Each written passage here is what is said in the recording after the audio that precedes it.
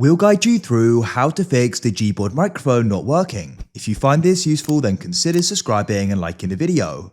This can be annoying as perhaps you want to go and type with your voice, so we've got some different fixes you can try. So first of all, if you find that it's not appearing at all, then what you need to do is come into the settings in Gboard. Then what you need to do is go and find voice typing and make sure it's switched on.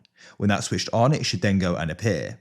However, if you can see it, but it's just not working, the next thing you want to try doing is coming out of whatever app you're in, swipe up and go and open your settings. What you need to do is go and scroll down and go and find apps. Then you can go and search for Gboard in the top right. Go and find permissions, and in here you need to go and find microphone. Then you can go and tap on it and make sure it has allowed access. Go and see if that solves it. If it still doesn't, you need to come and return here, and you want to scroll down. You can go and press force stop in the bottom right and confirm that. Then you want to go into storage, and you can press clear cache in the bottom right and then clear data in the bottom left. Come back and try using it, and hopefully now it's solved.